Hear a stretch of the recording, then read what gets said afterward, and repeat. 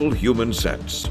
We're still seeing those cloudy skies this morning with a little bit of some peaks of some clear skies, but overall I think we'll still see those cloudy skies throughout the rest of the day. Temperatures are into the 50s, around 53 in Lansing and Grand Ledge, 52 in Jackson, 54 into Hillsdale. Satellite radar showing a little bit of some rain showers working their way through. However, none of these are making their way to the surface because we still have some very dry air at the surface as well.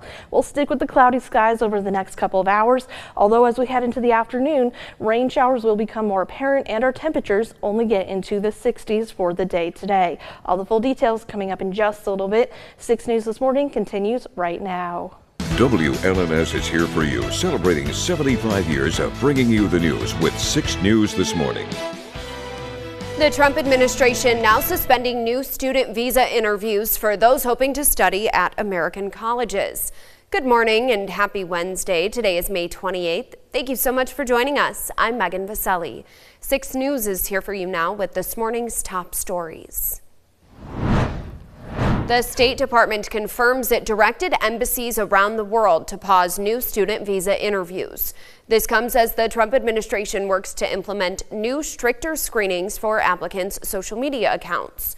Meanwhile, as Jared Hill reports, the White House continues to clash with Harvard University, now directing federal agencies to end around $100 million in contracts with the Ivy League school.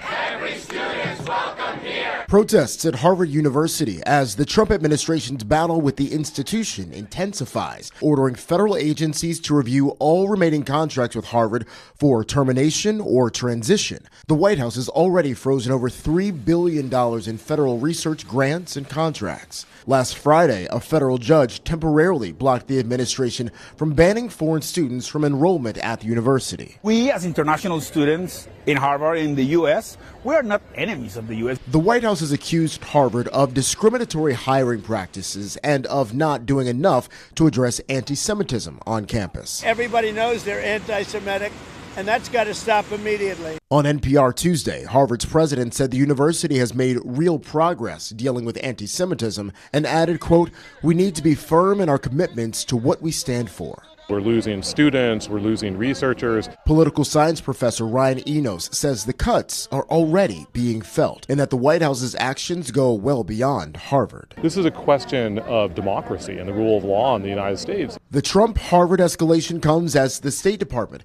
confirms a cable ordering U.S. embassies around the world to pause scheduling new student visa appointments as the administration moves to expand social media screening and vetting of new applicants. Jared Hill, CBS News.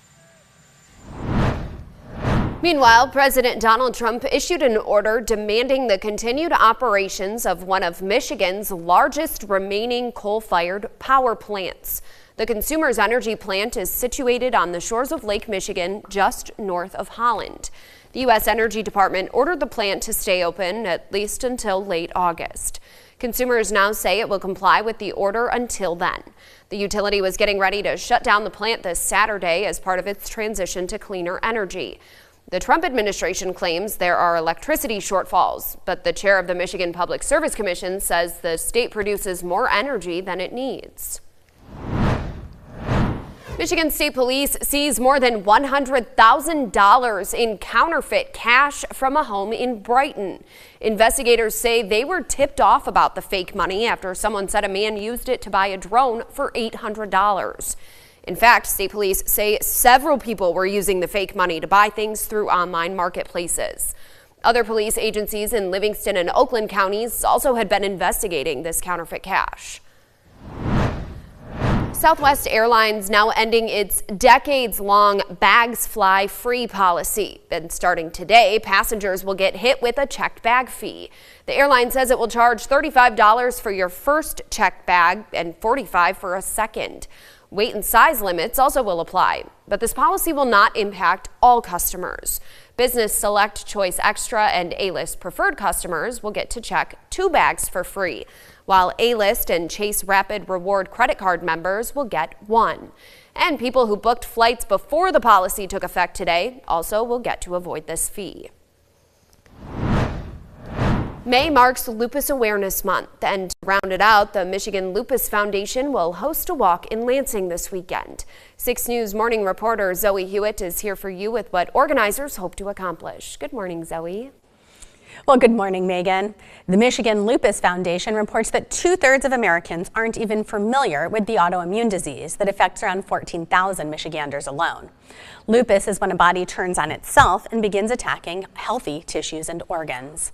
The foundation says Saturday's Lansing Walk for Lupus will bring awareness of this disease and much-needed funds to help keep the doors open and continue their education and advocacy work. Pharmaceutical companies were our main sponsor, and they had patient advocacy departments, again, that are sponsoring a lot of patient groups like lupus, and they eliminated that funding nationwide. So we're not the only group going through it. There are groups in Illinois and on the West Coast, a group in New England going through similar things, facing how can we keep the doors open. Registration for the Lansing Lupus Walk begins at 9 o'clock Saturday morning at the state capitol. It will cost adults $25 to register, while children under the age of 17 can attend for free. The event itself begins once registration ends and will continue until 1 o'clock in the afternoon. The walk is just a short distance around the Capitol building in order to keep it manageable for those suffering from lupus. Here for you in studio, Zoe Hewitt with 6 News This Morning. From Storm Tracker 6, this is Weather on the Sixes, sponsored by Auto Owners Insurance. Simple human sense. Well, we're looking at some clear skies trying to make their way into the forecast this morning. However, we're still seeing mostly cloudy skies area-wide. That's also because we're going to continue to see our rain chances increase as we move throughout the day today. Temperatures are still into the 50s, around 53 degrees here in Mason and Lansing, 52 in Jackson, 54 in Hillsdale. Satellite radar sticking with the clouds. However, it does look like it is raining over into Grand Rapids. However, we're still seeing some very dry air at the surface area wide, so that's what's keeping those rain showers at bay. I think as we progress throughout the day, this low pressure system will move into the Great Lakes region, which will aid in those rain development as we continue into the afternoon and evening. As we head into the 5 o'clock hour, we'll see widespread rain showers, and you'll probably need the rain jacket as you're heading out the door for the work week or for the work day today. And eventually we will see those clouds give way to some rain showers once the afternoon moves in.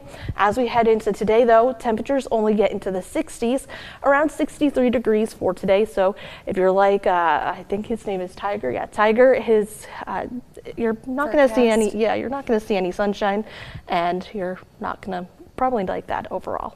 Yeah, well, we take what we can get. Kelsey, thank you. Coming up in our What's on the Web segment, the ongoing investigation after police arrested 2 people and seized a gun following a fight at a Lansing high school. Your time just turned 6:38. Thanks for starting your day with 6 News This Morning.